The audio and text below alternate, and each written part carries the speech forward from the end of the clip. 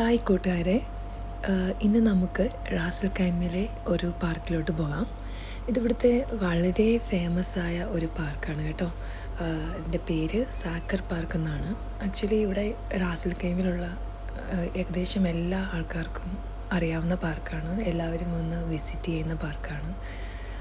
അത് കണ്ടോ, ചുറ്റും നോക്കുമ്പോൾ തന്നെ അറിയാം ഗ്രീനറി ഉണ്ടോ, ഗ്രീനറി, ഫ്ലവേഴ്സ്, വളരെ വളരെ ഭംഗിയുള്ള, നമുക്ക് ഫാമിലിയായിട്ട്, ഫ്രണ്ട്സായിട്ട്, കുട്ടികളായിട്ടൊക്കെ വന്നിട്ട് ചില്ല് ചെയ്യാൻ പറ്റിയ വളരെ അടിപൊളിയായിട്ടുള്ളൊരു സ്ഥലമാണ്.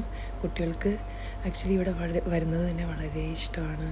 നമ്മൾ അങ്ങനെയൊന്നും വരാറില്ല കേട്ടോ. നമ്മൾ താമസിക്കുന്നത് വളരെ ഇതിനേക്കാളും കുറച്ച് അകലെയാണ്.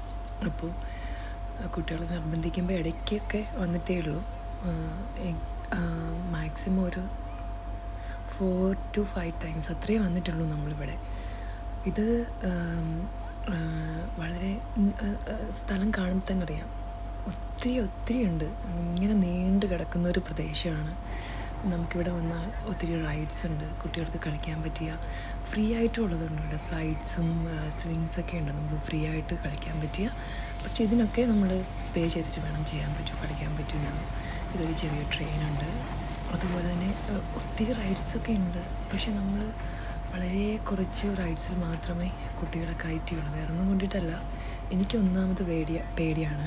പിന്നെ അവർ ഹൈറ്റൊക്കെ നോക്കിയിട്ട് ചിലതിലൊക്കെ കുട്ടികൾക്ക് കയറാം, നമുക്കും വലിയവർക്കും ഒക്കെ എല്ലാവർക്കും എൻജോയ് ചെയ്യാൻ പറ്റിയ റൈഡ്സ് ഉണ്ട് ഇവിടെ.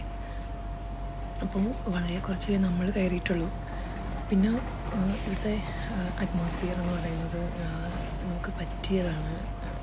ഞങ്ങൾ വന്ന ടൈം വളരെ നല്ല ടൈമാണ്, അതായത് വിൻ്ററിൻ്റെ ലാസ്റ്റാണ്. ഇവിടുത്തെ വിൻ്ററിൻ്റെ ലാസ്റ്റാണ്. അപ്പോൾ തണുപ്പുണ്ട്, അതുപോലെ വെയിലുമുണ്ട്.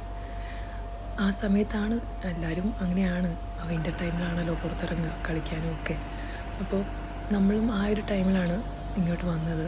ഇങ്ങോട്ട് വരാൻ വേണ്ടിയിട്ട് വന്നതല്ല, ആക്ച്വലി വേറെ അടുത്ത് പോയ വഴിക്ക് ജസ്റ്റ് പിള്ളേർ പറഞ്ഞതിൻ്റെ പേര് കയറിയതാണ്. അപ്പോൾ കുറേ പറ്റാവുന്ന രീതിയിലുള്ള കാര്യങ്ങളിലൊക്കെ നമ്മൾ കയറി, റൈഡ്സിലൊക്കെ കയറിയിട്ടുണ്ട്. പിന്നെ ഇവിടുത്തെ മറ്റൊരു ഇതെന്ന് പറയുന്നത്, പ്രത്യേകത എന്ന് പറയുന്നത്, ഇവിടെ നമുക്ക് നമ്മുടെ നാട്ടിലെ പോലത്തെ ഉള്ള ബേഡ്സിൻ്റെ സൗണ്ടൊക്കെ കേട്ട് നല്ല തണുത്ത കാറ്റൊക്കെ അടിച്ച്, ഈ സമയം എന്ന് പറയുന്നത് അങ്ങനെയാണ്, വിൻ്റർ ടൈം ആയതുകൊണ്ട്. ഈവനിങ് ടൈമും കൂടെയാണ്, കണ്ടോ, സൂര്യൻ്റെ നല്ല നല്ല ചിരി പടർത്തുന്ന നല്ല പ്രകാശമുള്ള സമയം. ആ ഈവനിങ് ടൈമാണ് ഞങ്ങൾ വന്നത്, നല്ല തെളിച്ചമുള്ള സമയമാണ്. അപ്പോൾ നമുക്ക് എക്സ്പ്ലോർ ചെയ്യാൻ പറ്റിയ ഫാമിലി